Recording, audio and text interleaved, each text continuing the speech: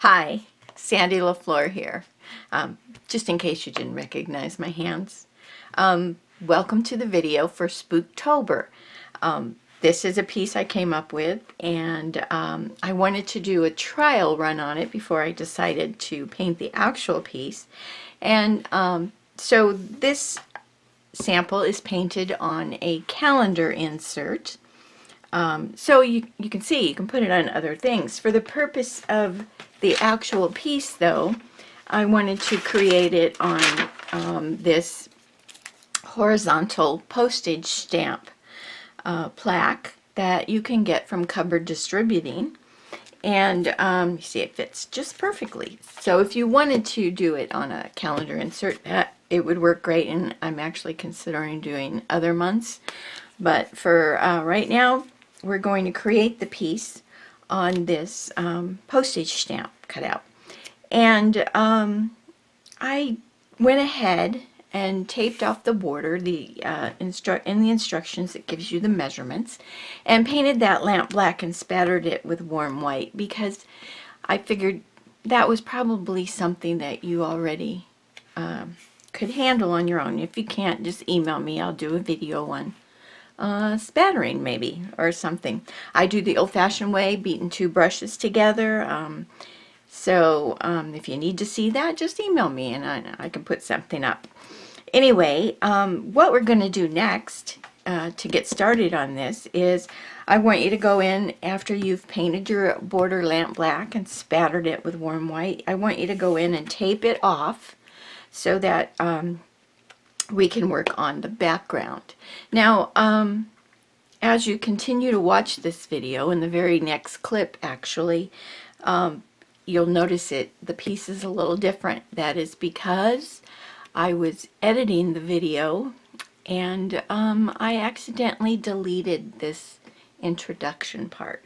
And so I had to do that part again. So I didn't put on as much pattern as you're going to see in the rest of the video. But when you come back, I would like you to have this border taped off with blue painter's tape, and just this arch of the pumpkin put on your piece. And we'll get started on that blue background, and you'll probably notice throughout the video that I had my fingernails painted Halloweeny to go with this video. I did not realize it was going to match so perfectly. Anyway, thanks so much for joining me, and we'll be started in just a minute.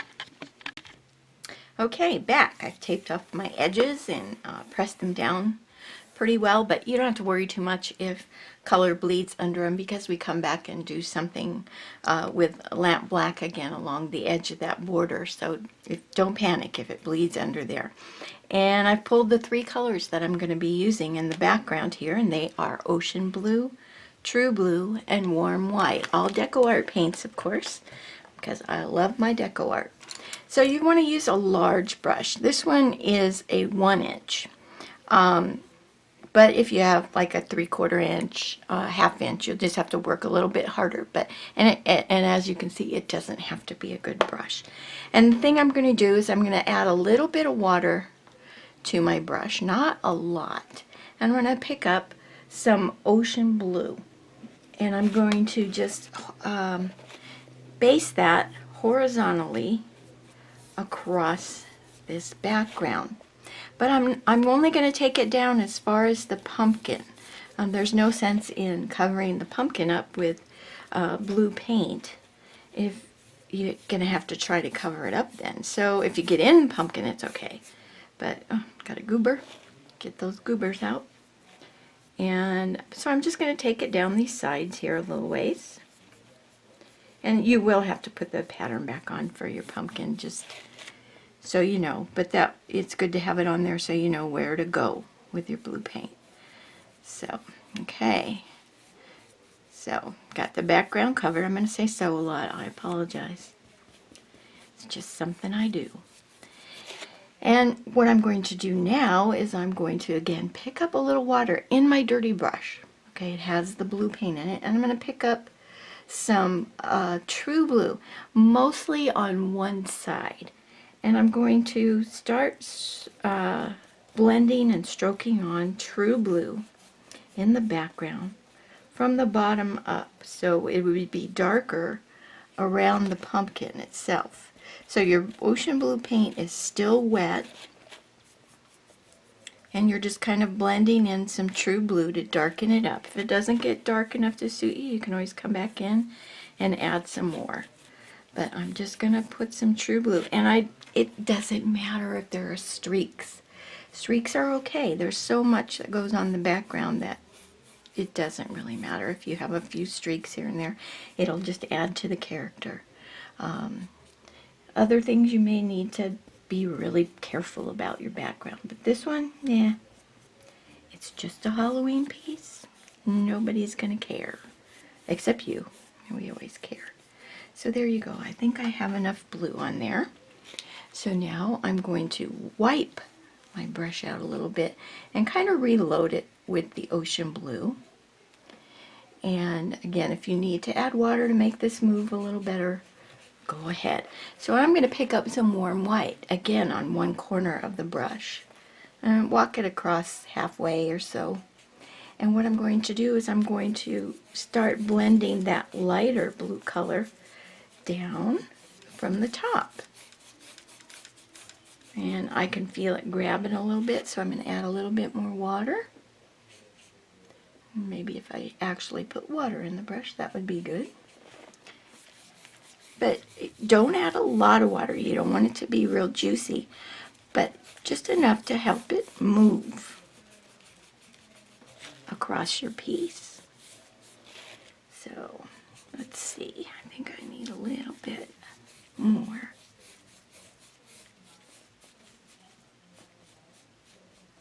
So there we go. I think that looks pretty good.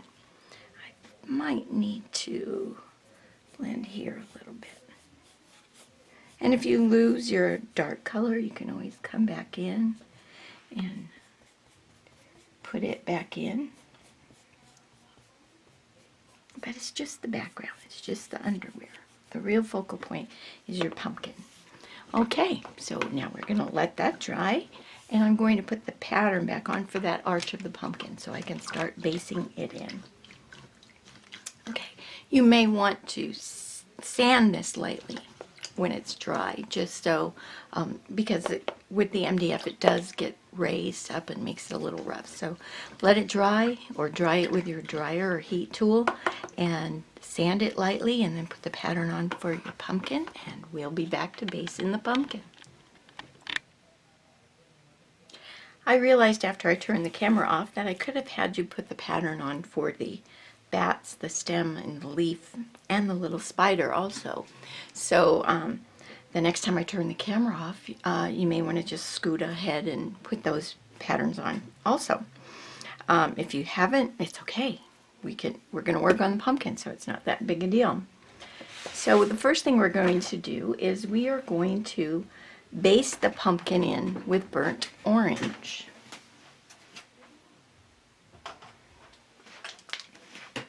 Burnt orange is the color I used to use to base in all my pumpkins, and I went back to it because it's a little more opaque and will cover up this blue a little better than the colors I use lately for pumpkins.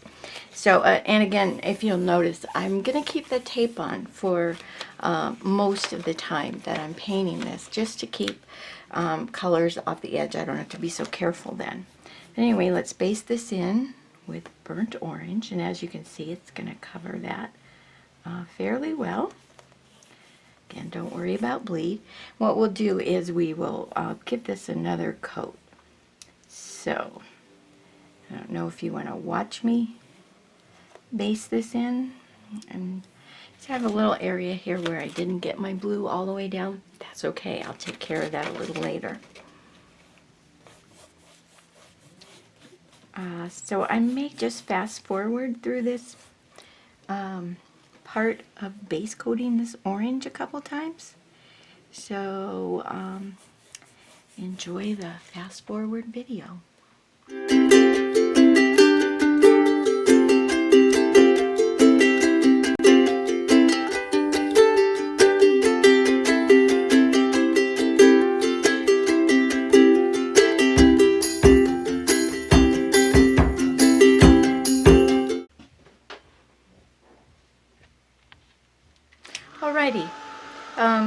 got the second coat on, and you can see it's covered that blue background really nicely.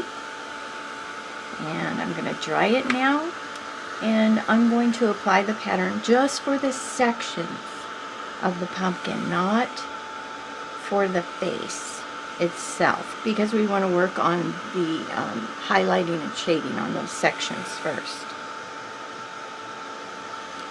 So let's get this puppy dry. And you notice during the fast forward sequence that I did get out a sanding block and sand that first coat smooth, because as I said, the MDF gets a little rough as you add paint to it. But as you get more layers of paint on it, you shouldn't have to sand it again. So that's pretty dry. I am going to hit it with the sanding block again.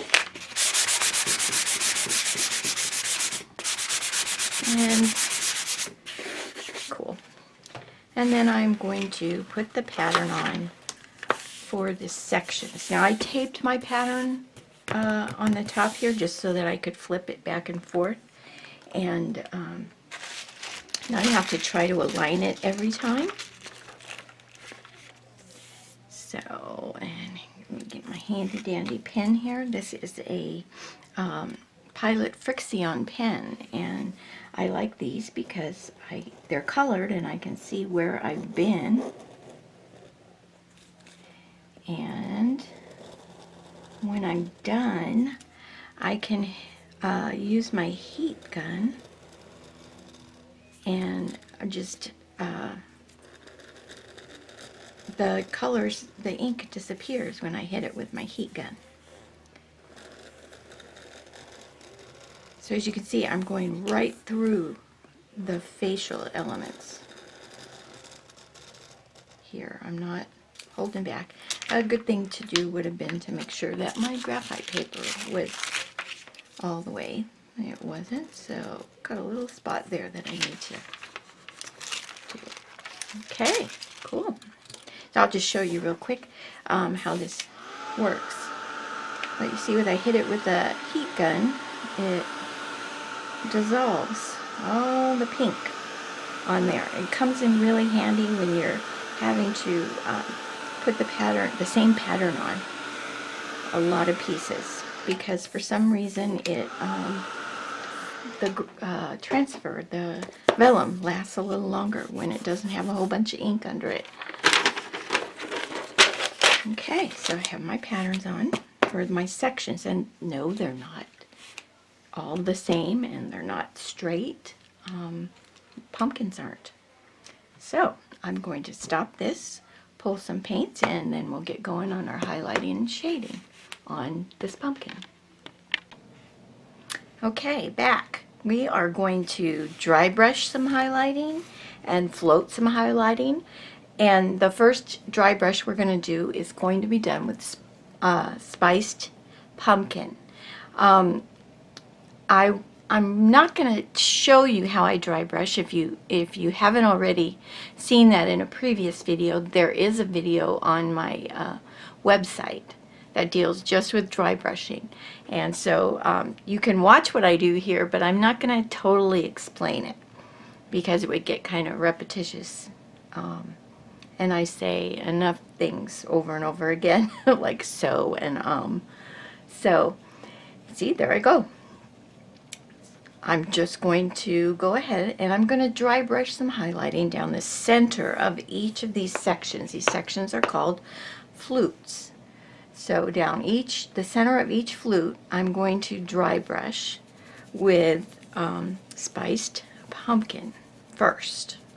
And it might not show up a lot, but it's got enough yellow in it that it's a nice base to start with. So here we go. Let's dry brush some spiced pumpkin. And as you see, I start thin, and I'm sorry, my nose itched. And I widen out. I follow the shape of the flute, but I don't go all the way to the edges. But I do follow that shape. So I may fast forward through the rest of the flutes but you get the idea. Here, we're going to do it following the shape of each flute with spiced pumpkin first. And when you get done, don't wash your brush out, because we'll just do the next layer of highlighting with our dirty brushes.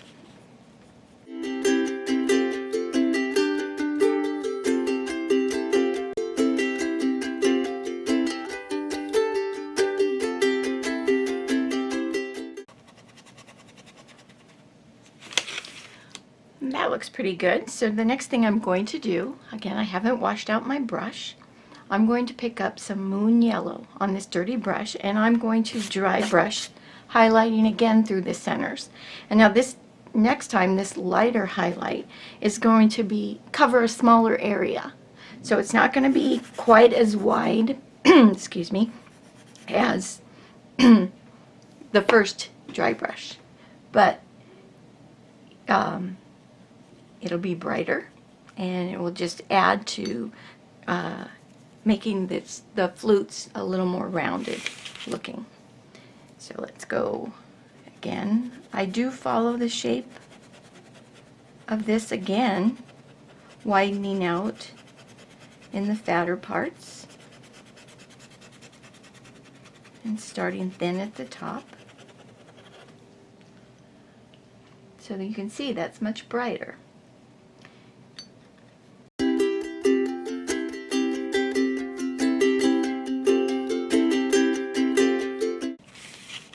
Alrighty, there you go. Looks pretty bright right now, but don't worry, it'll tone itself down when we get our shading on there. So I do wash my brush out now. I'm done dry brushing highlights for the moment. The next step I'm going to do is I'm going to float some highlights on the outside edge of each flute with moon yellow. And so get out your favorite big flat brush, and I like to use a mop brush on my floats so I can blend them out and soften them a little bit. And the way I like to do this is I like to start at the outside edge of each flute and work my way in towards the center. That way I'm not wiping out any floats that I've laid down. And this is going to look really bright, but don't panic. It'll be okay. I paint so much better when I'm not taping. Let me tell you.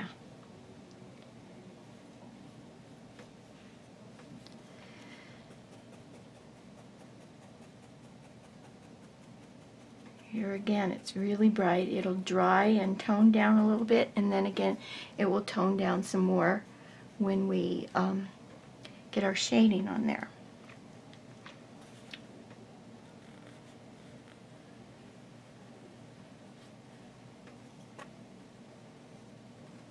And here again, I'm a pity pat floater. I don't do it all in one stroke, mainly because I can come back with my mop brush and blend it out. You see how the mop softens it?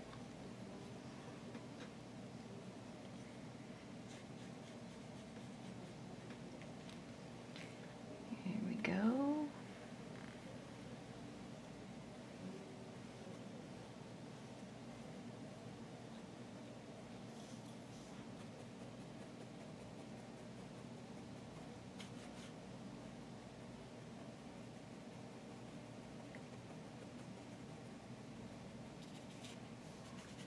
And you can see why I leave the tape on down here.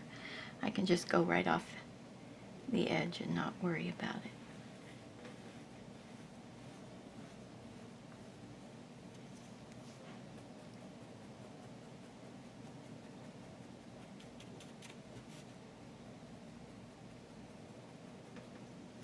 All right, I'm going to flip this over to work on the other side.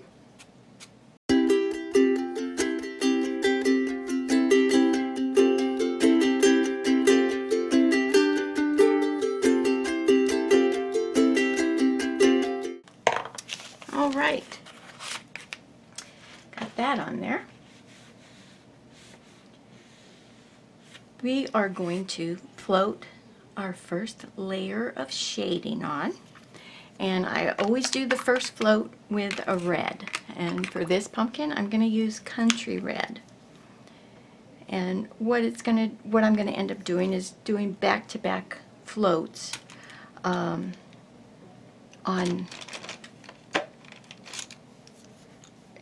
butted up against the highlight. I'm sorry. My mouth is just not working right today. Only when I eat, then it seems to do just fine. But talking, today has not been good. This one I start the opposite way. I'm going to start next to the center flute first and work my way outside again, so I don't wipe out any floats that I've done before. I just like the richness that the red adds to the pumpkin. So let's float some Country Red. I'll probably fast forward now.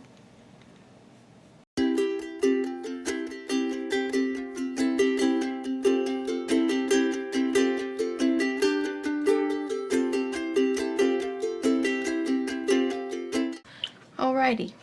I'm not going to worry too much about this because I paint over the stem and there's shading that goes along there. You may have noticed I fixed my little goober over here. All I did was float some ocean blue to fill in the spot I missed, and then floated a little bit of true blue on top of it and just kind of blended it with my finger. But we come back with another float that will cover that completely. So I'm going to dry these Country Red floats. Okay, when I float shading, I don't just do it next to the flutes. I also float in the tops and the bottom of each flute also, which adds again to the shape and the roundness of the flutes. So what I like to do is I like to come in, I start a little ways down on the chisel edge kinda, and I float some color in the top of each flute. Now I forgot that I did this, and I started to go to the next color. So I'm not sure how that's going to come out when I edit the video. So if there's like some disconnect in this area, it's my fault because I forgot. It happens. I'm getting old. Anyway, so as you can see, I'm just kind of pulling some color up into those V areas at the top of the pumpkin, deepening it up about around where the stem hits it. I'm going to also come in and float in the bottom. And now you might be tempted to just pull a Country Red float all the way across the bottom, but no, you're not allowed. You can, I won't know, but I'm telling you up front, no. You treat each flute as its individual section that needs to be shaded. So I will finish up this little bit of floating up here in the top, and we'll work on floating some color into the bottom of each section. Alright, top's done. We're going to go down to the bottom. I think I'm going to bump up to a little bit larger brush because that's a little bit larger area. Not sure if this one is too big, but we'll see. So what I'm going to do with this is I'm going to start up on one side of each section, pull a float around and up again. So I'm kind of treating it like making a C, like a C-shaped stroke in the bottom of each section. And it might not look good right now, but it will look good later. I promise. Of course, that's my opinion. You could have a different opinion later. And feel free to email me and tell me. I don't mind. But what this does is it just helps to round out those sections a little bit more, give it a little bit more dimension. And on this one, of course, I have to come up the side a little bit further because the pumpkin goes off the edge a little bit. Okay, it goes much faster with a bigger brush. I'm a big brush person. I like using big brushes. It's a little bit less work for me. So this one, I have to come up this side too. I need to turn the pumpkin a little bit.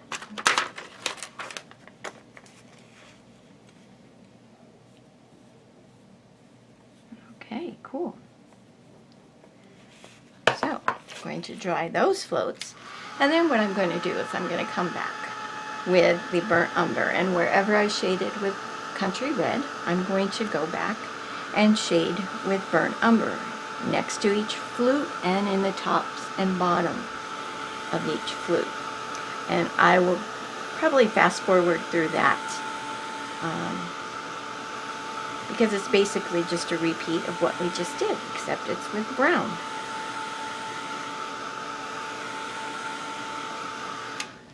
I'll try to find some spiffy music to play.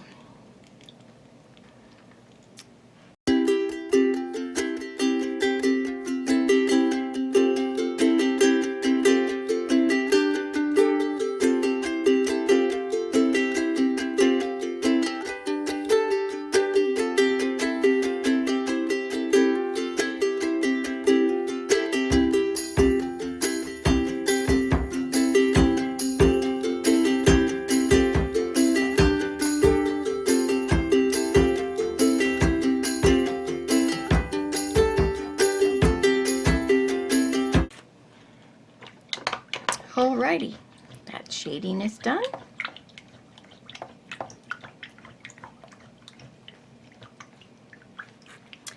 We are going to come back and dry brush just a little bit of warm white. You can see it up here,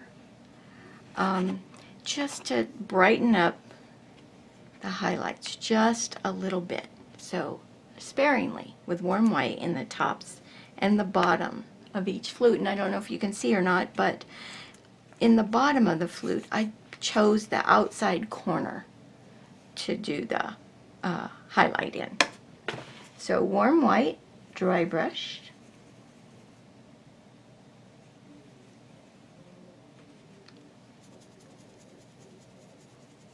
And let's just do a little bit brighter highlight in the top.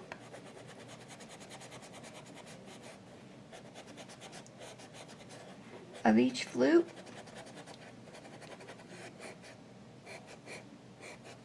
If you can get in the top.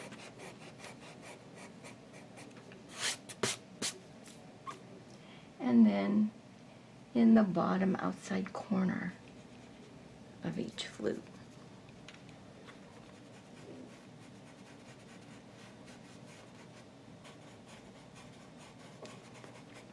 So, and that just kind of pops each little flute out even a little bit more.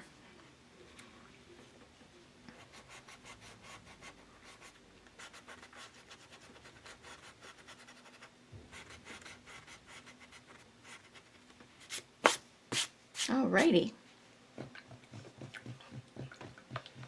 Now we are going to put on the pattern for the facial features. And if you're reading along in the directions, you'll notice that I let you know that there are a lot of details on this guy. So for right now, I just want you to put on the shapes of the facial features. But there are a lot of details on this. So it's going to take us a while to finish his little face. So just bear with me. And remember, it's the little details that make the piece so cute and interesting. So I'm going to pause and put the pattern on for my facial features, and I will be back. All right, back. have the pattern on for my face, and earlier I had put the pattern on for the bats and the leaves, and the leaf, only one, and the little spider. So if you don't have those on, go ahead and stop and put those patterns on also, because while I was gone for that little bit of time, I decided as long as we're base coating, we might as well base coat in a whole lot of stuff. So I'm going to base the facial features and the little spider in with lamp black. I'm going to base the bats in with graphite, and I'm going to base the stem and the vine and the leaf in with Irish moss. So I probably won't do a fast forward video because it's just base coating. So lamp black face and spider, graphite bats, and Irish moss for the stem and the leaves. Okay, back and based in. So the first thing we're going to do is we're going to be working on some floats and dry brushes of highlights on the face. All of this is going to be done on the pumpkin, not on the facial features themselves. So keep that in mind. It's done on the pumpkin part. So the first thing we're going to do is we're going to float some highlighting with moon yellow on the outside of each eye, again on the pumpkin, to the right of the nose, and above the lip and in that top tooth, and across the bottom of the lip, mouth, and in those two teeth. Keep in mind this is in the pumpkin, on the pumpkin, okay? So don't get into that black area inside. So moon yellow is the first color we'll work with. And we're going to dry brush again. Use a brush that you like to dry brush with, or if you want to use brushes that I use, they are Langnickel Royal Sable short rounds, and I've been using them for years, and they do great for me. So let's dry brush some color next to those eyes, the outside.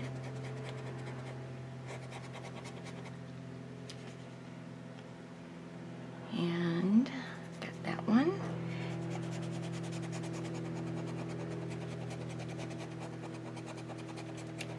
And then we'll dry brush on the right side of the nose.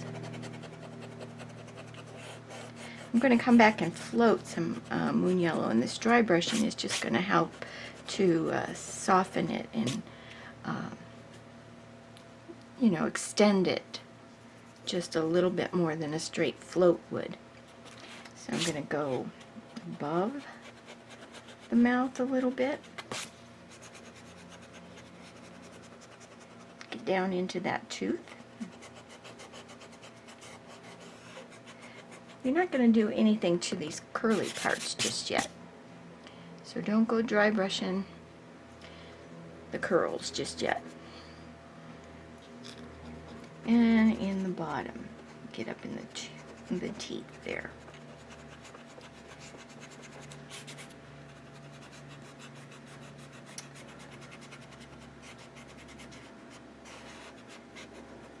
And already he's brightened up quite a bit.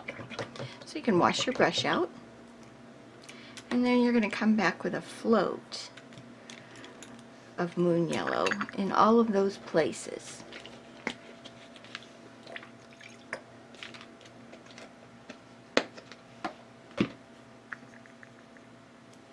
So side load float of moon yellow, blend it out pretty well. And again, moon yellow, it's going to come on and just look really bright, but as it dries it will tone down. And don't forget to have your mop brush handy if you like to use a mop. So those same places I'm going to float on the pumpkin next to the outside of the eye. See how nicely that just kind of defines that area. Go turn this around so I can do the other eye.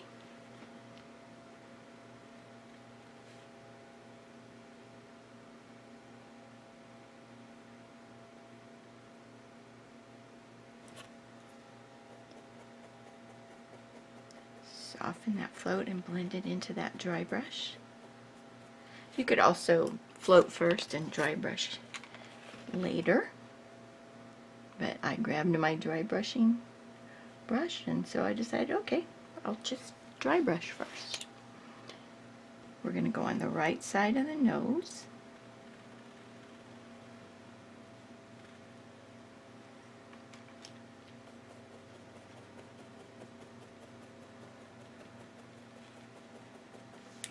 I've got a little bit of a line right there. And just kind of tap it out with the water end of my brush. And I'm going to go above the mouth and below the mouth, but not in those curls, remember. So turn your pumpkin a little sideways so I can get in there.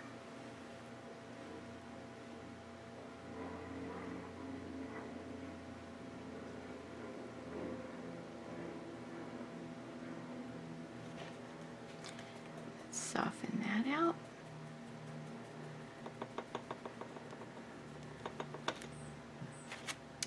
And then I'm going to go below. Now I'm going to start here, just because it was easier for me.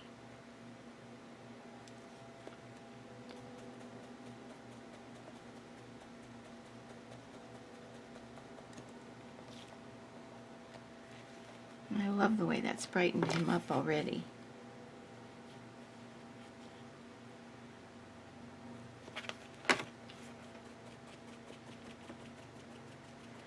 Alrighty.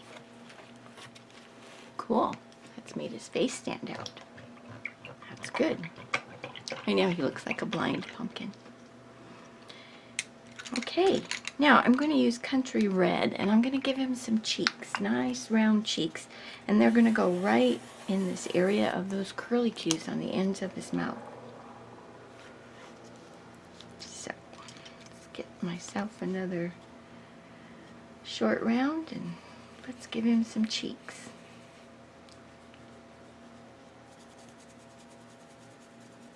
Eventually you're going to see just about every color of the palette on the back of my hand. Alrighty, so just some nice round cheeks.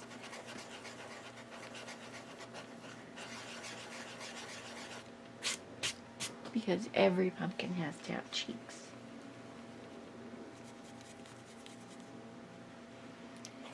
And you notice I'm going right over the black. It'll be okay.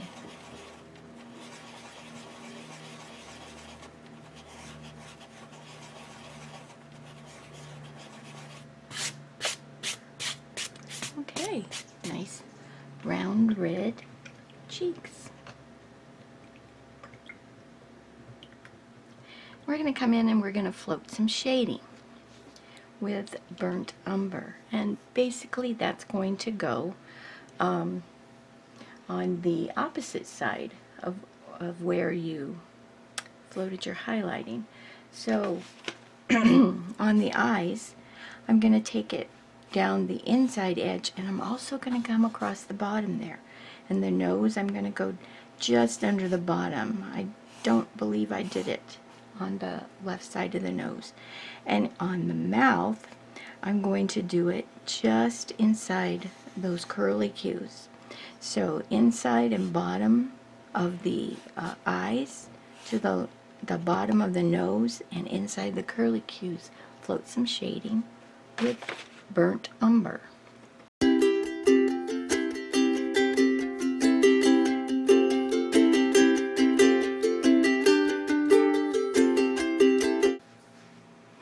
There we go. He's starting to get some character. Okay, now next up we're going to start working on the inside of the facial features. So I'm going to stop, clear my throat, and pull some paint. I'll be right back. Alright, let's work on some facial features on the inside. The first thing we're going to do is we are going to dry brush a little moon yellow inside each facial feature. So, little moon yellow. And I put the pattern on for the eye just so I have an idea of where. No sense wasting dry brushing on areas that are going to just get covered up, because you know, of course, that would be your best dry brushing. So basically top and outside corner of the eye gets some dry brushing of moon yellow. The nose, again following its shape, get some moon yellow dry brushed in it. And the mouth, follow the shape also. A little bit of dry brushing through it. You don't have to worry about the curly cues. Alright, cool. That was quick and easy.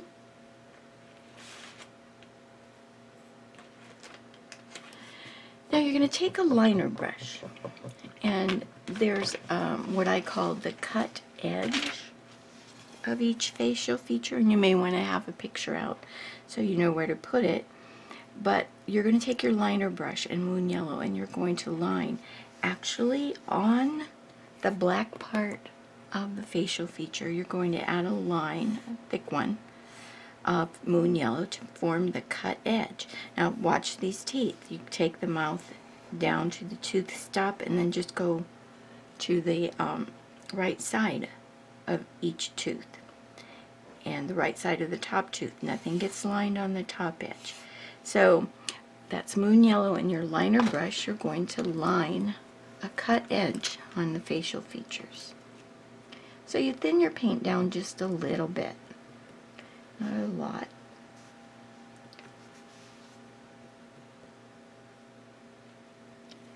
And let's see, I'm going to start kind of up on my chisel edge. And flatten it out to give it a nice cut edge. And we're going to do some shading on it, of course, so don't panic if it looks weird. Besides, this is a Halloween piece. Weird is good.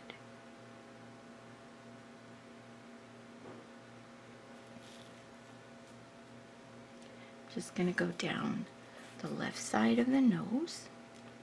And just like the nose, you're going to start a little thin at the top and widen out as you go down the side.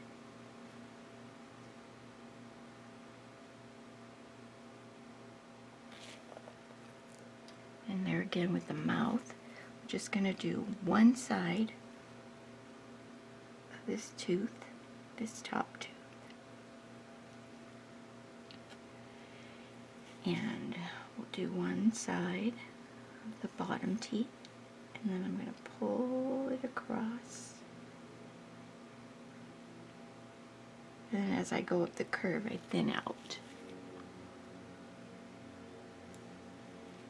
And we're going to do this side of this tooth.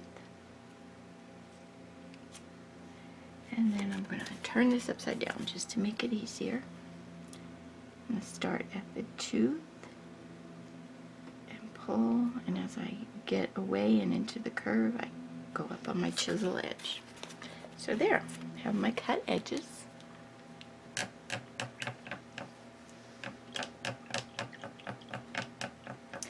And while we let those dry, what you can do is you can get warm white out, and you can base in that entire circle of the eye. We will go back and do some shading on those cut edges with burnt umber in case I forget to tell you. So let's paint in our eye. Where's my little flat? And it gets completely based in because it's easier than trying to base around a pupil. You'll thank me later.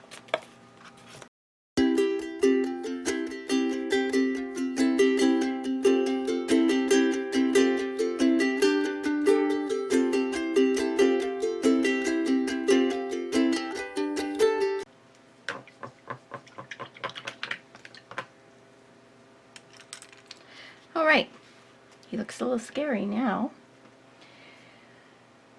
We are going to come back and float some shading on those cut edges, and that's done with burnt umber. Basically, I'm just going to touch a little bit of burnt umber in the tops and the bottoms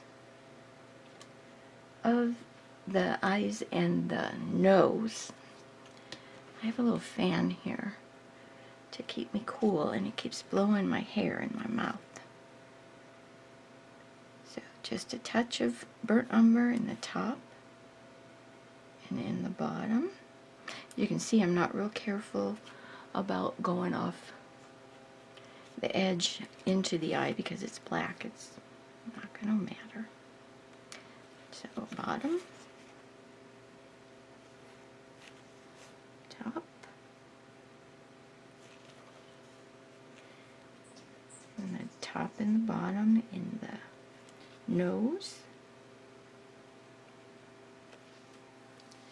And I'm going to float burnt umber across the top of that cut edge of the top tooth. And I'm going to go next to the tooth.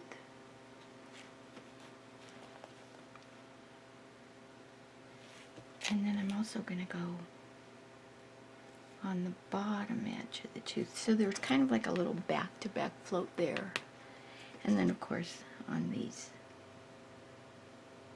outside edges on the lower edge.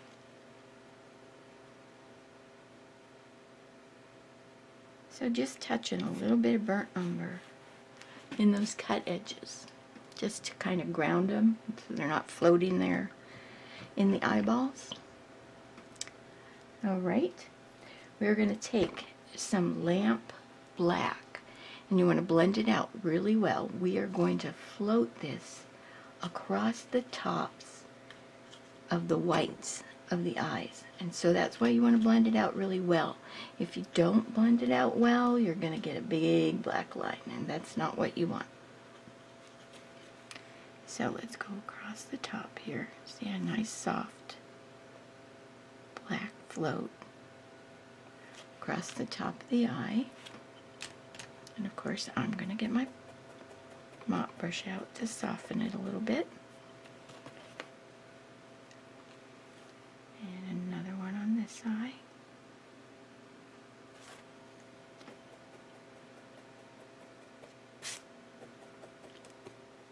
Alright. You're going to come in with Irish moss, which is the color that you based your leaves in, and you're going to float Irish moss across the bottom of the white of the eye. And it's okay, you don't have to blend it out as much as you did the black, because you do want to leave a lot of the green color in the bottom of the eye. So float some Irish moss in the bottom of those eyes. Nice C-stroke floats.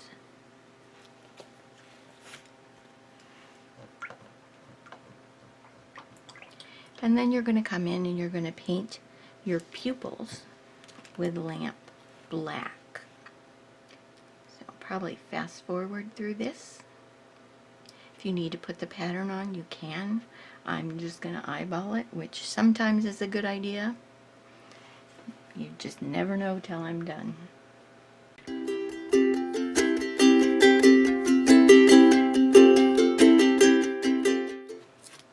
Alright, I think those will do.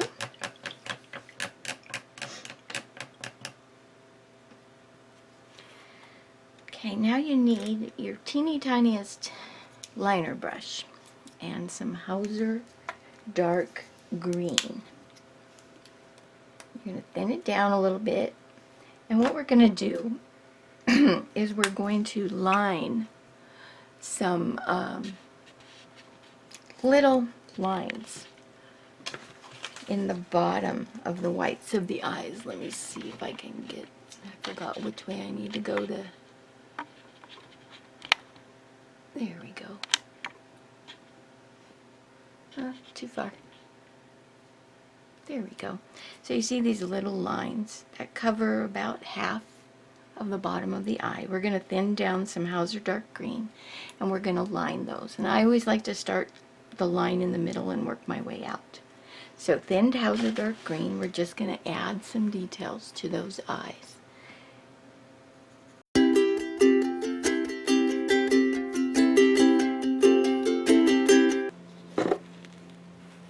Alrighty.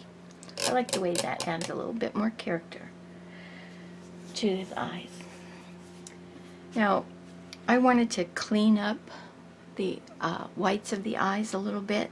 So what I did is I took my little liner brush, and I'm going to actually use a little different liner brush, and I thinned down some lap black, and I very lightly outlined the whites of the eyes with this thin lap black just to clean them up a little bit and to give them more definition.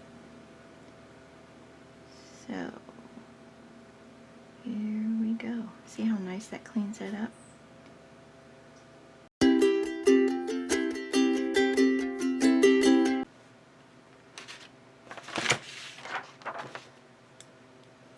All right, so we are going to come back with our shader, and we're going to float just a touch of warm white in the bottom of those pupils. Now, if you look at the picture or the actual piece, you can see that it's not set right on the edge of the pupil, but it's up a little bit.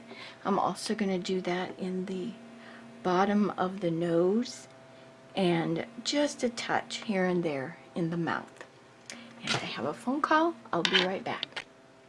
All right, as I was saying before I had to answer that phone call, it was my daughter from Washington, D.C., with some info about my granddaughter flying out for a visit. So that one had to be answered.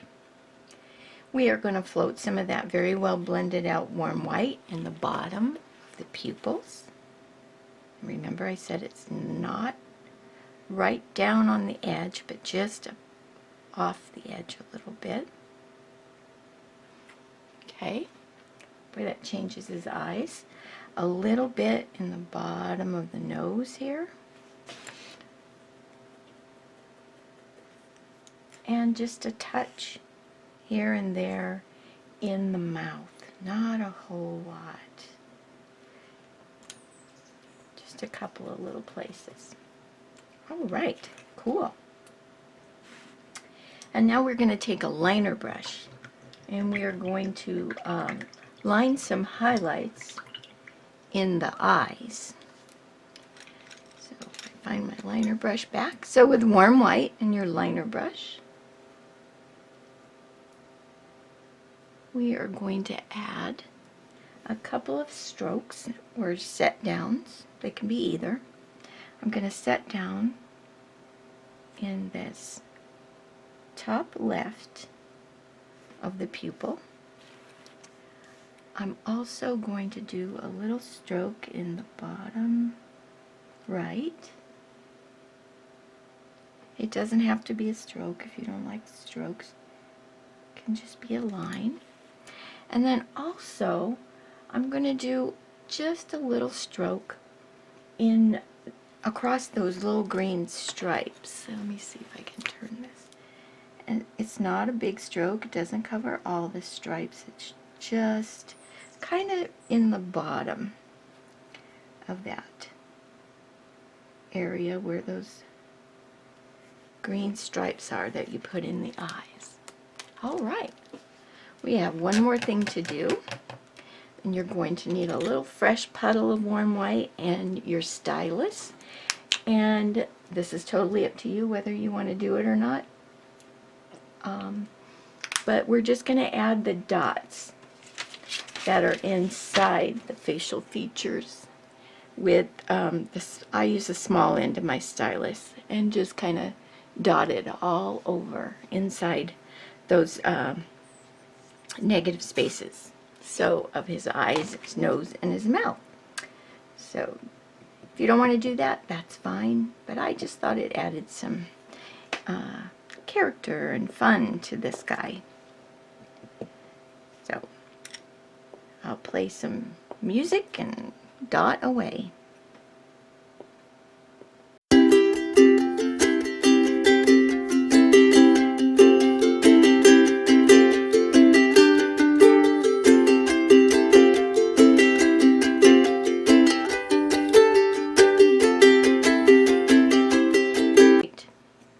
Dots are done.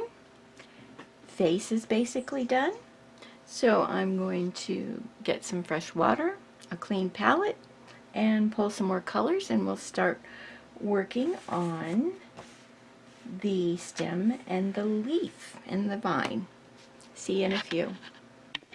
Alrighty, let's get to work on our stem, vine, and leaf. The first thing we're going to do is we're going to dry brush some highlighting on the stem and the leaf with Moon Yellow. And let's see, where do we... Let's go down the center of the stem. So again, just like you did on the pumpkin flutes, you're just going to kind of follow the shape of this stem. And as it's a little bit thinner at the top and a little bit wider at the bottom. There you go. And you can see I put the pattern on for the sections of the leaf. And so what you want to do is you want to treat each of those areas as its own section. So you're going to dry brush highlighting in like the 4 different places, just to make that leaf kind of round out and have a little bit of dimension. You would think that I would get rid of that little scratch in my throat eventually, but no.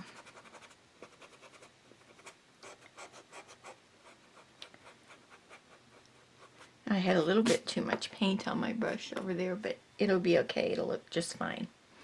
Besides, it has lettering on top of it anyway. Alright, you can go ahead and wash your brush out. And then you're going to take a liner brush and some Moon Yellow, and you're going to line some highlighting around the top of the vine. Aren't you glad I didn't make a dry brush? It just wouldn't have worked. So I just roughly add some lighter color across the top of that vine. There's no, you don't make it nice and even or straight or anything. It's just slap a little bit of color on there with Moon Yellow. Now I'm also going to come back and I'm going to float some highlighting on my stem and leaf also. Again with Moon Yellow. So a flat brush, regular side load float. What I want to do is I want to float highlighting across the top of the stem. So just this little area right here. And I also want to float highlighting on the right side of the stem. I'm going to turn my little guy around so I can get my float in there.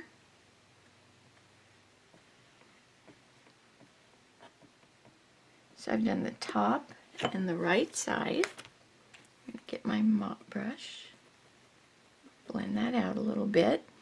And then I'm also going to go onto the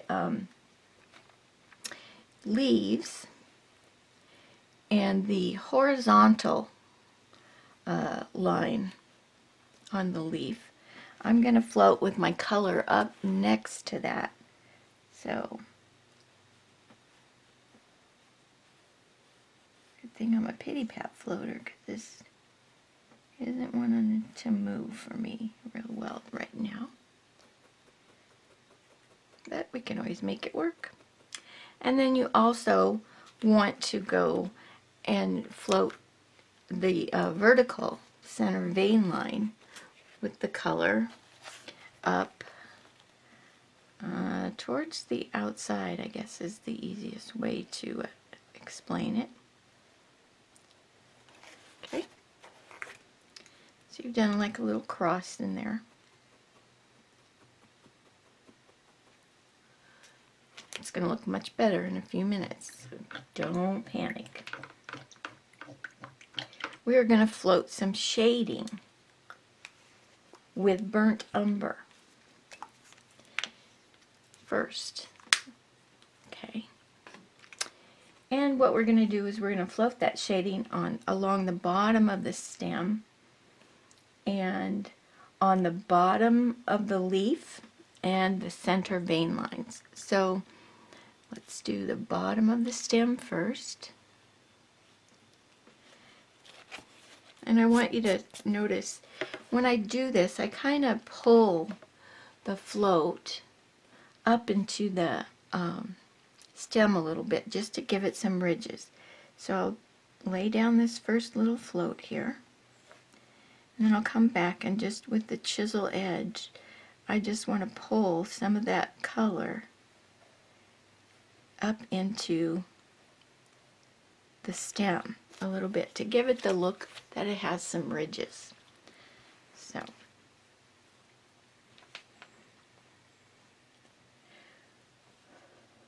then we're going to float this color on the left side of the stem also. May want to pop that dry a little bit so you don't wipe out what you just put down. So I'm going to go down this left side. I love floating burnt umber on green stuff. It kind of dirties it up and makes it look more natural because, of course, this is a technically correct, realistic pumpkin that we're working on here. Huh. And then we're going to float burnt umber on the leaf. And basically that's going to go, let's go on along the lower edges of the leaves.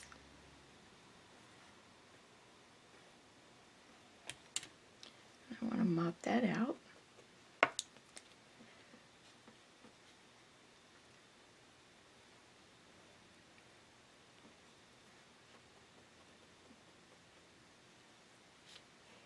And let's see this lower edge here.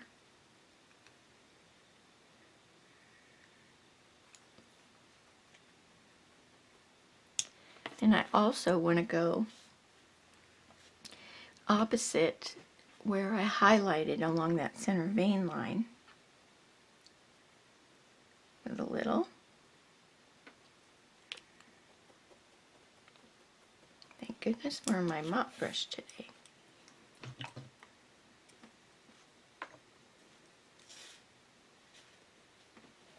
And also those horizontal vein lines.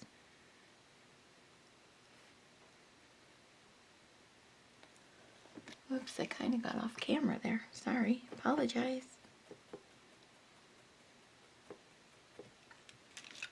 Okay. And I'm also going to touch just a little bit of burnt umber on the vine where it goes into the leaf. I'm also going to take my liner brush with some thin burnt umber and I'm going to line some shading onto my vine. And here again, don't worry about it too much. Just kind of roughly line some of this brown into the bottom of that vine.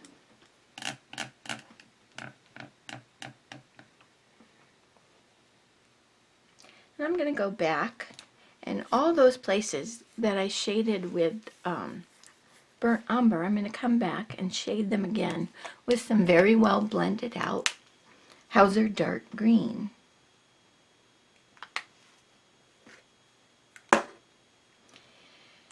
So same areas, just reshade them with Hauser dark green. And I will probably fast forward through the Hauser dark green since it's, again, just floating where we have already floated.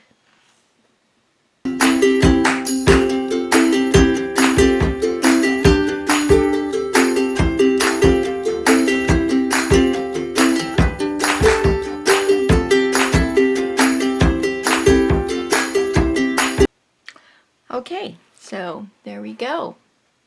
That was easy peasy.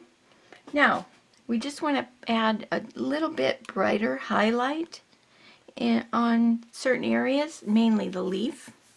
So I'm going to pick up some warm white and I'm going to dry brush a couple little brighter highlights on those sections of the leaf. So let me find my dry brush back. And warm white. And I want to like brighten up this little area right here. And I'll brighten up here a little bit. And especially up here in this top.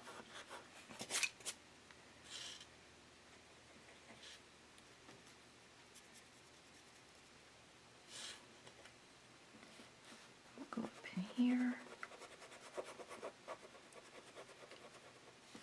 A little bit in here.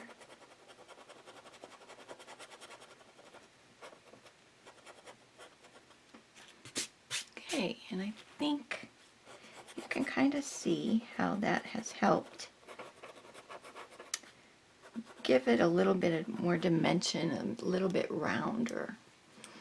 Okay, now in the directions, it says to wash over the leaf with just a very light glaze of Irish moss, which was its base color. I knew that was coming. Sorry. It's July here in California, and my allergies are just crazy. So I'm just going to add a quick little glaze or wash of Irish moss just to brighten up the green, bring back some of the green into my leaf. And it really does help. It doesn't take away too much from the highlights, but it just helps the leaf green up a little bit and pop a little bit more. Alright, so that was the easy peasy stem, vine, and leaf. The next thing we're going to do is we're going to work on our little spider and the spider webs that are in the corners, the 3 corners of our piece. So let me pull some more paints and I'll be back. Alright, back. Now if you wanted to, you could stop and you could put the pattern on for your spider webs, but I usually don't. I usually just wing it, but just because I do doesn't mean you have to. And the way I like to do that is just kind of pick a place, a corner, and draw a little arch like that. And then I go from the corner and I draw my little pieces or sections of the web. And I might add another one right here. Okay, so I've got that one in that corner. There's a little one in this corner. Now, keep in mind, especially on this little one, you want to bring it out a little bit farther because we do have some of that border work that will cover up some of it. So I'm going to make this one a little bit larger than I did originally. And there we go. And then there's also one down here. And let's go, I'll go like this. And then let's see, let's go here, and here, and here. All right, so there, put a pattern on for those. And basically all you're going to do with those is you're going to make some liner consistency, warm white, and you're going to line those spider webs. So here again, most likely I will fast forward through the liner part.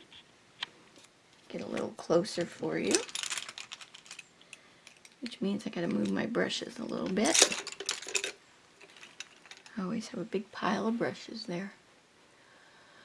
Alright, so I'm going to thin down some warm white, which I already had on my palette from working on the leaf. And I'm going to just start lining my spider webs. So enjoy the music and the liner work.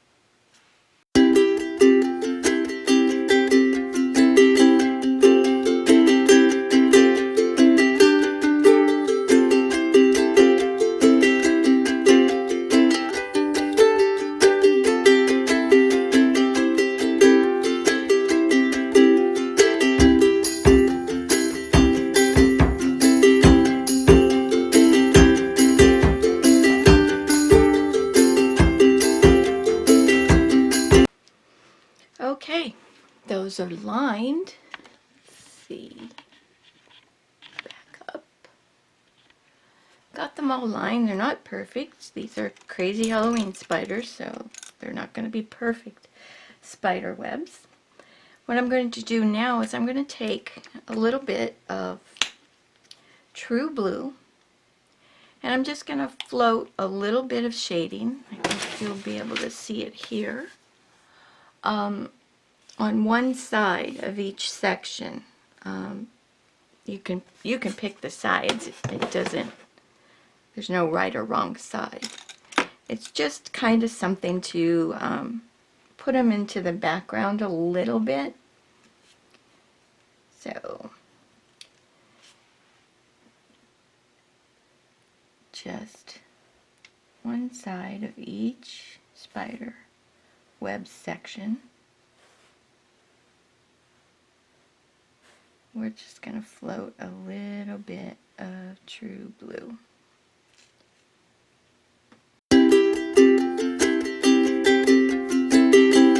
And as long as you're doing some shading with True Blue, we might as well knock this out. I want you to float True Blue.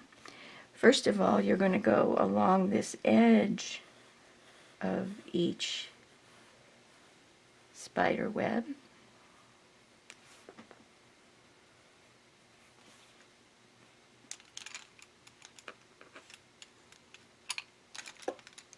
And of course, where did my mop brush go? Right there. And we're going to end up doing a float all the way around the edges, and also next to the pumpkin, around the leaf and stem, and around the bat. So we might as well do that while we have this True Blue on our flat brush. Again, another opportunity to listen to music and paint.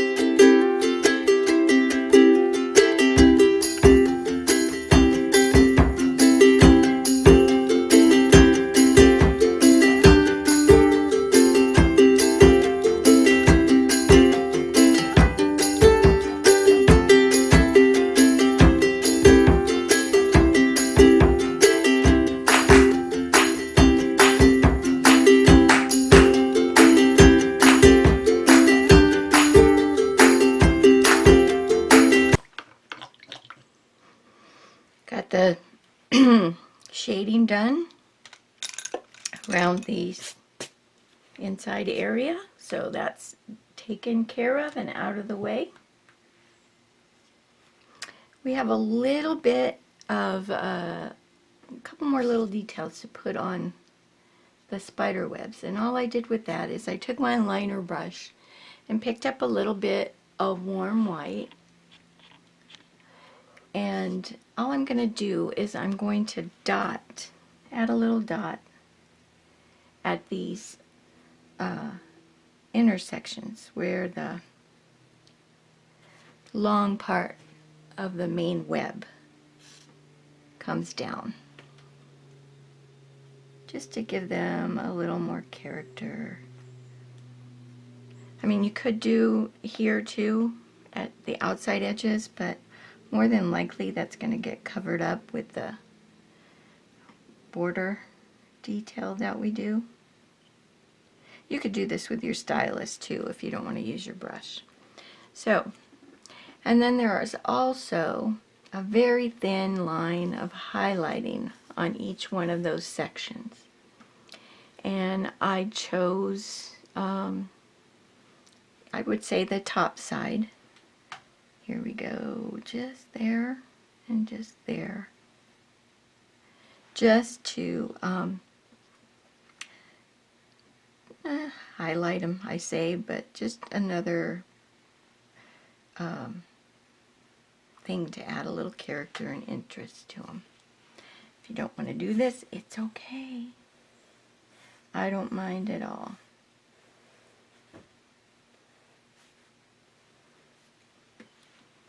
All right, spider webs are done. We have a little piece of spider web that comes from the corner of this leaf down to our spider. Okay, it's just a line of white. So now the spider is based in with lamp black, and so what I'm going to do is I want to pick up a little bit of lamp black and a little bit of warm white just to make a gray color, and probably 1 to 1, and I'm just going to add a highlight. I don't know if that's light enough to suit me, so I might pick up a little bit more warm white and just add another stroke on top of that, and that'll work. All right,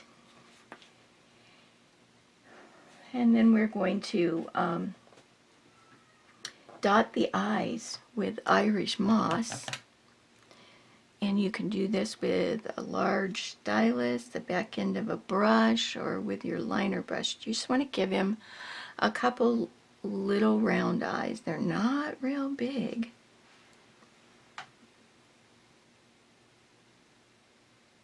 If you want to make them bigger, you can.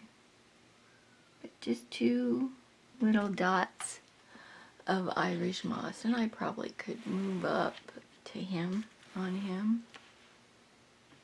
And now he doesn't want to be that close or that close. How about that? That works. So he's got a little bit of a highlight, a grayish highlight, and 2 dots of warm white eyes. And the next thing you want to do is you want to line his little legs with thinned lamp black. Spiders have 8 little legs. And you could put the pattern on for this if you want, or you could just wing it. You just want to get nice little thin legs on him. I like to think like a crab, kinda.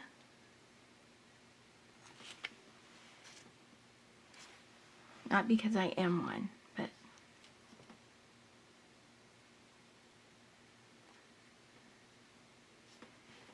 if you wanted to cheat and use a pen, you could. I would never know.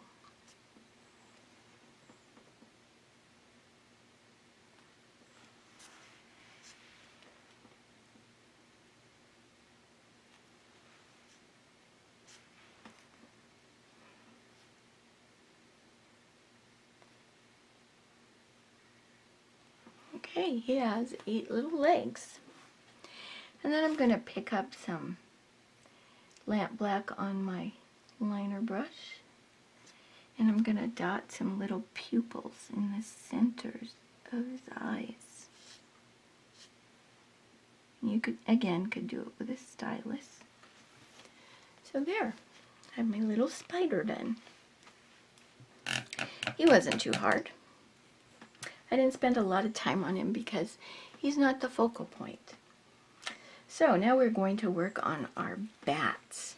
So what I'm going to do is I'm going to pull some paint, and we'll get to work on those 3 little bats. See ya in a minute. Alright, time to work on some bats. I had to pull a couple colors, ocean blue and country red. And the rest I think we have on our palette. But the first thing we're going to do to these little bats is we're going to dry brush some highlighting with ocean blue. So, add another color to my hand.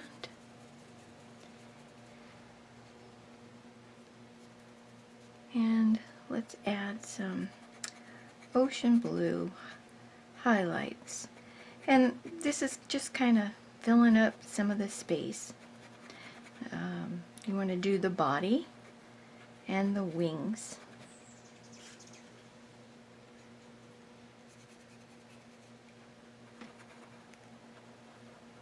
So, there we go.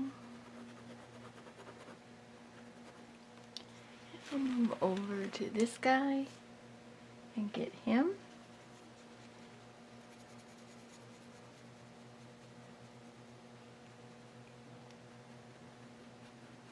Now if this isn't bright enough to suit you, you could pick up a little bit of warm white with your ocean blue. And I think it'll be just fine. Alright, let's go back over here. And now we're going to float some shading on our guys with lamp black.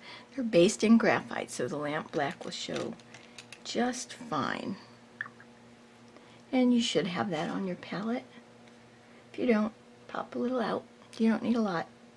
These are little bats. So the first place I want to shade is I want to shade on his wings next to his body. Just a short little float there. With 3 of them you can bounce around. So you don't have to work on one itty bitty little bat all at once. So just separating his wings from his body.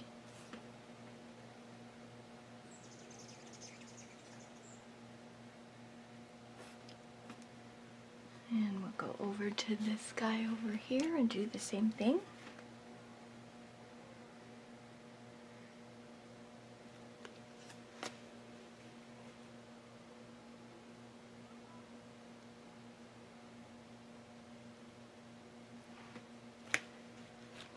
Alright, and then what I'll do is I'll jump up and float some lamp black on his ears next to his head to separate them from the head.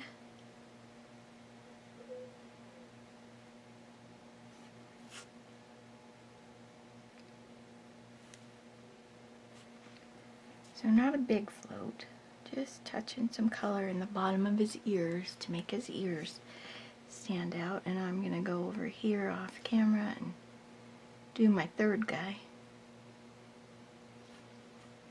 Alright. And then what we're going to do is we are going to float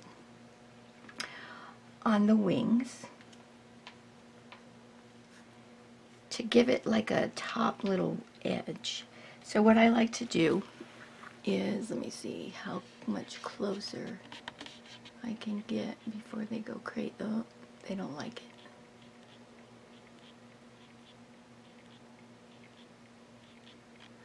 Alright, well, we'll work with what we have. So I'm going to start here and give myself a little edge on that wing.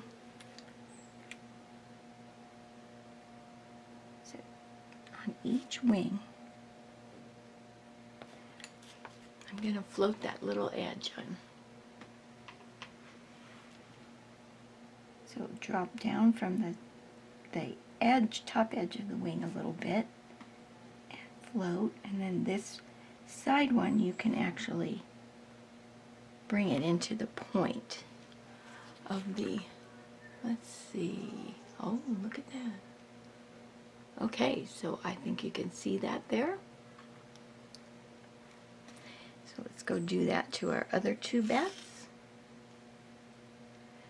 Lucky for you, you can press rewind, and if you didn't quite catch where this is going, let me see if I can do it holding it in my hand. So I'm going to go right there,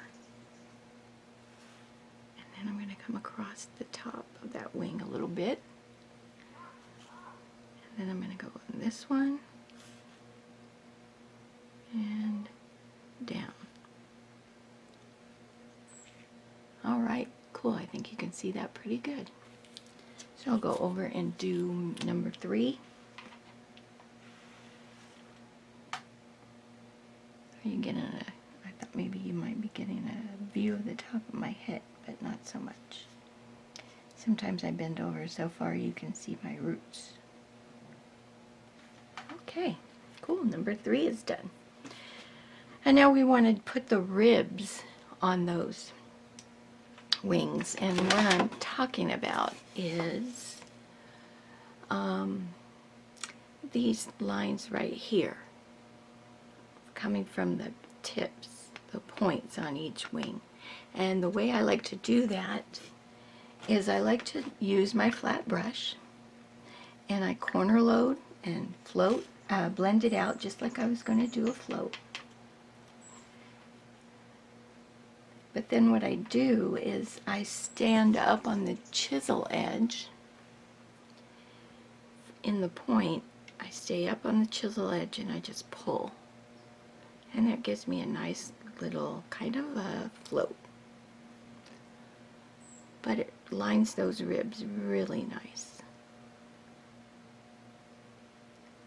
And it's quick and easy.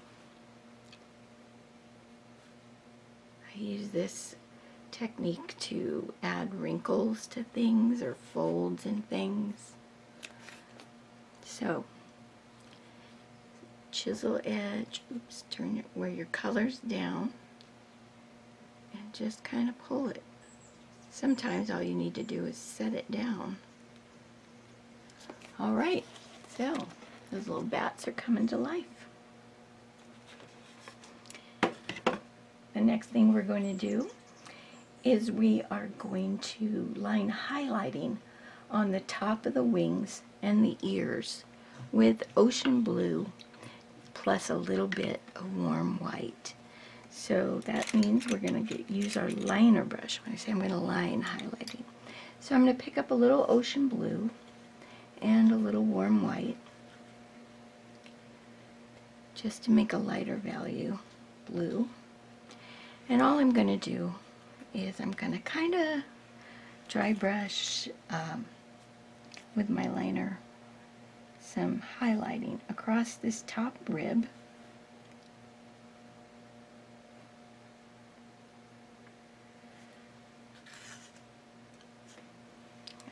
This one I can be a little bit more defined. And then I'm also going to do a little bit of that on the ears. Could use a little bit more. There we go. So on each of those wings and in the ears, I'm going to line this ocean blue warm white mixture just to highlight it a little bit.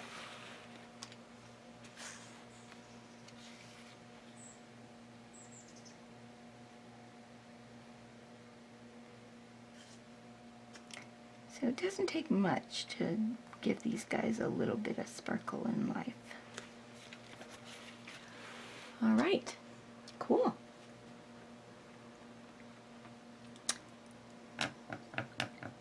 Now we are going to line his mouth with thinned warm white. If you need to put the pattern on, you can. You can go ahead and put the pattern on for the eyes and the mouth if you'd like. And try not to make them all look the same. But anyway, I kind of got their mouths up kind of high. Just a little circle there. This one, yeah. And then we'll give this guy a mouth.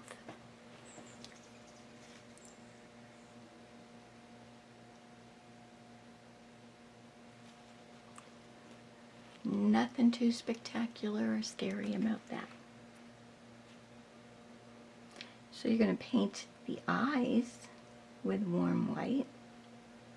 And if you notice, the eyes are not the same size. They're little ovals, but they're different sizes.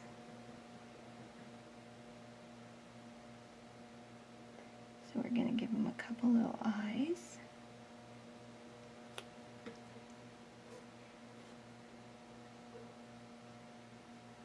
On each one.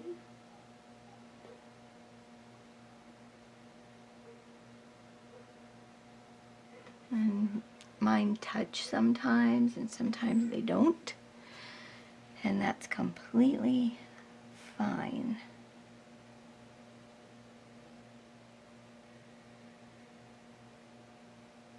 But they're almost always a different size.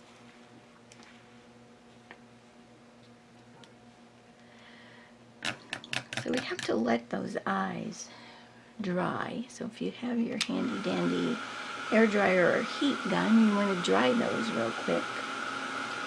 We are almost done with our bats. They're way too quick and easy.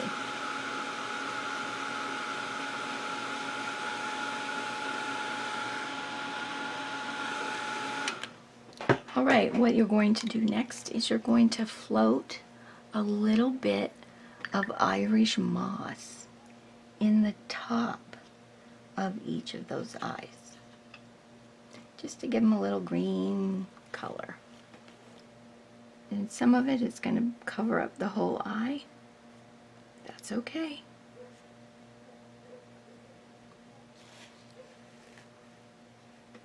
It's basically just waving your brush over it. And then the next thing we do is we dot our pupils in our eyes. And here again, they're not, I don't put them like in the center. They're kind of goofy. Because, I don't know, I just like to make goofy bats. So, I'll put a dot here, and maybe a dot there. And lucky for you, I did not highlight these. But that doesn't mean you can't if you want to.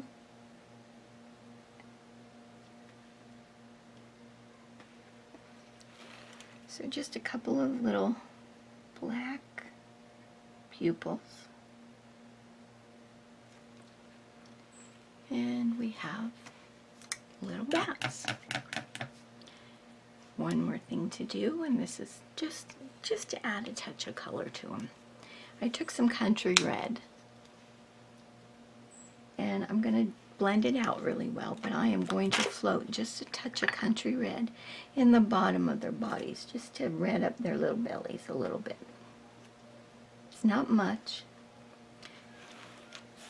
but I did it, so I'm going to tell you about doing it. And when it dries, it actually even tones down a little bit more. But they are vampire bats, so they need a little bit of red on them.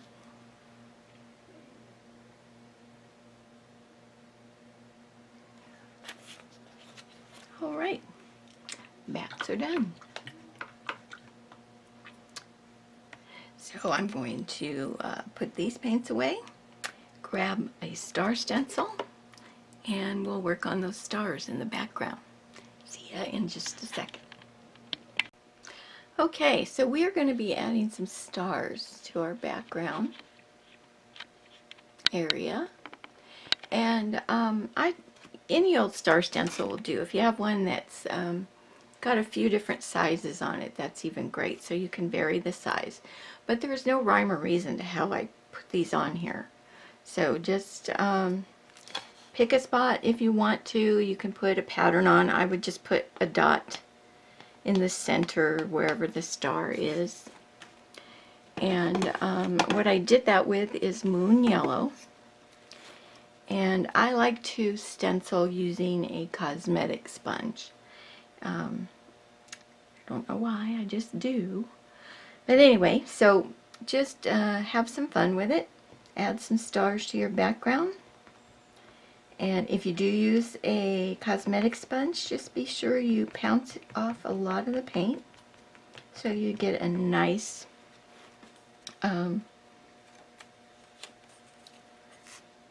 stencil, not a glob. So let's put this one here.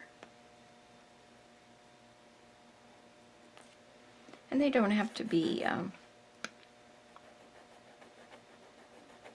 you know, opaque. They can just be stars. I mean, they can look like they've been stenciled on. That's fine. And I'll put another one here. Let's get a big one. A big one.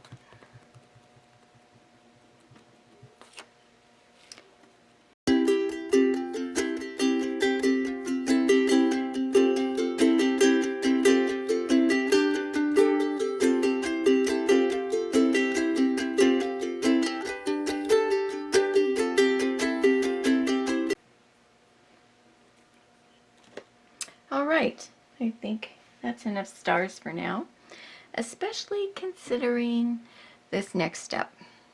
You're probably going to cringe, but I did go through and just touch a little bit of warm white highlighting into the tops of each of those stars. It's not something you have to do, but it's just something I felt like it needed. So, and it's not the complete top of each star, it's just a couple of sections of the star. So just get your little flat brush and tuck it up into a couple of the points or not.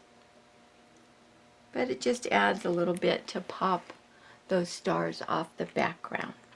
Again, I'll probably just fast forward through this. Or you can skip it completely if it's something you don't want to do. And I don't know why I put that bat sitting right on that star, but oh well, he'll be okay there.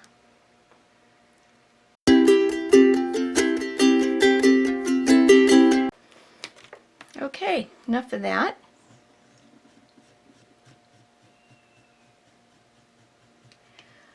I am going to pull the tape now, and we're going to do that little extra bit of jagged border on our piece. And that's just done with lamp black and your flat brush, something that you float shading with.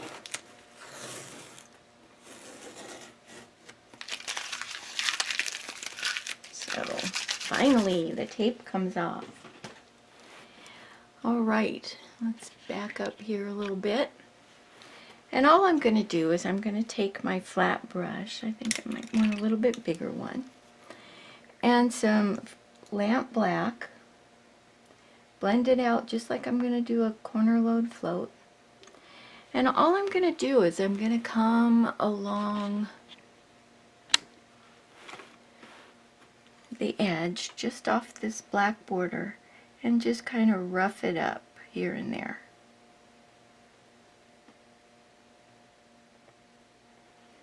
Just to give it a little bit more jagged, spooky, Halloween-y look. And you can get as jaggedy as you want, but it doesn't have to take you forever. And yes, you're going over elements you just painted, but hopefully it'll help cover elements that you aren't really happy with.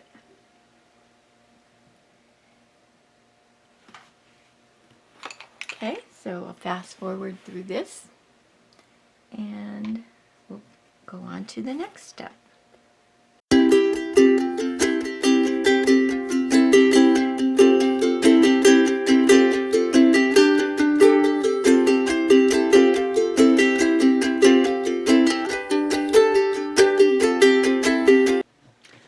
Alrighty, got that border on there quick and easy. Let's let that dry. And we'll go ahead and put the pattern on for our lettering. And get that done. And I have to tell you, this is some of the easiest lettering I've ever done. If you've painted with me, you know my lettering usually involves 3 or 4 steps. But this one, there's put the pattern on and paint the lettering. And I was super excited about that.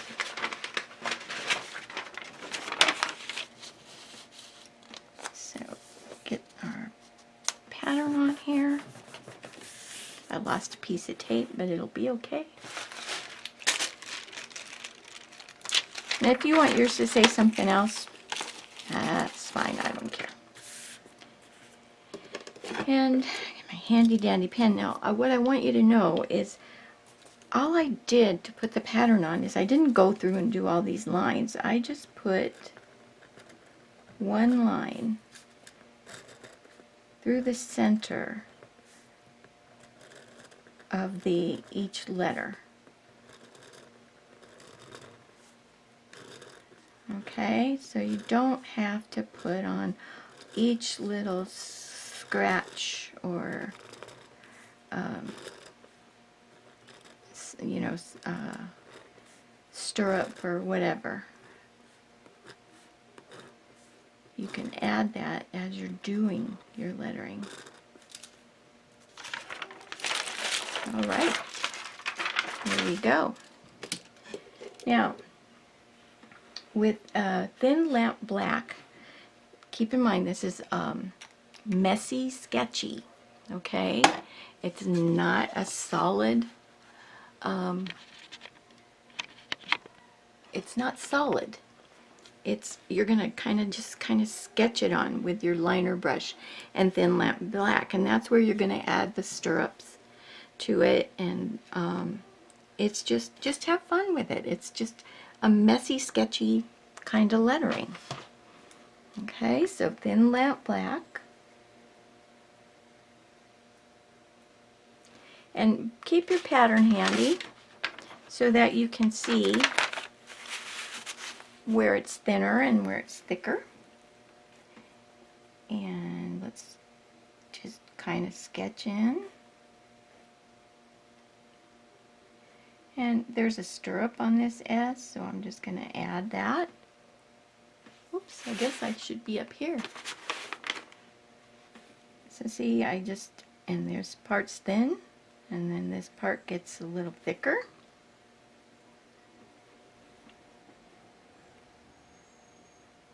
So I'm just going to sketch it in. There's a stirrup there. So all I did was draw a little line for the end of the stirrup and then fill it in with some sketchy paint. So here's my P, and this line is a little thicker. And there's a little stirrup at the bottom, so just kind of sketch and fill that in. And then this front part of this P is a little bigger. So you just add a few more lines to thicken it out. Your O is wide on the sides and thin at the top. You get 2 of those to practice on.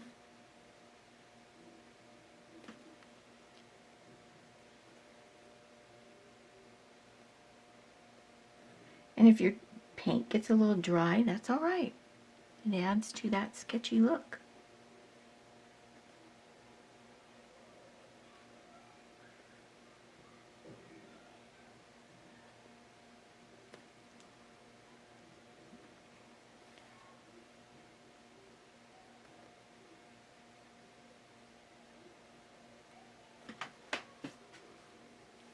Yeah, the trick is though to just keep your paint thin so you can move it.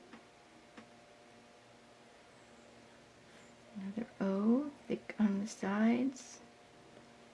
And try not to fill it in where it's thick.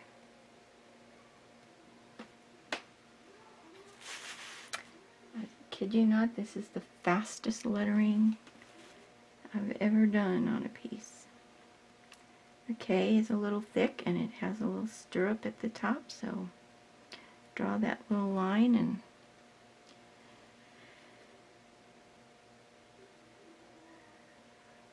go to town.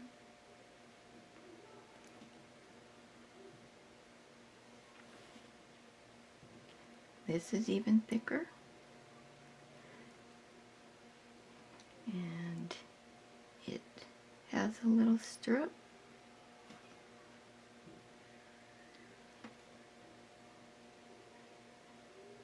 So I'm going to quit talking now and just kind of do the lettering, probably fast forward.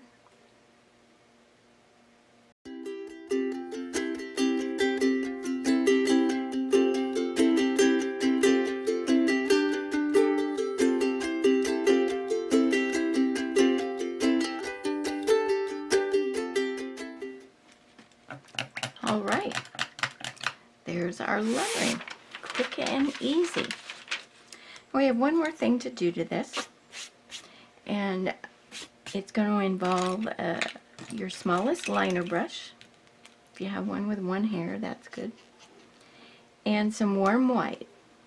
And what I'm going to have you do, and this really does make a difference, is that I think you can see it here. On that raggedy edge that you just added with lamp black, you need to go along it and outline it with a very thin line of warm white. Okay, so take your time. Thin paint. Stay straight up and down on your liner brush and on the tip. Watch where you're going, not where you've been, and you should be just fine. So, and this will be probably the last fast forward sequence in this entire video.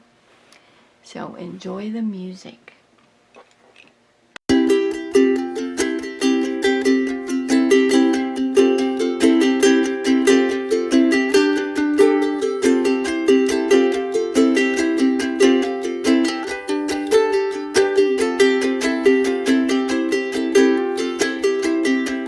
So there you have it. Sign your piece, varnish it, hang it up. If it's a calendar insert, put it in your calendar and display it proudly. I thank you so much for joining me and watching this video. And if you have any questions or comments, please feel free to email me. Visit the website. You can also find me on Facebook at Facebook.com/JustFineDesigns, and that's the best place to go to catch up on where I'm going to be teaching or any of the newest designs that I've come up with. So thanks again. I appreciate it. I appreciate your support, and have a great Halloween.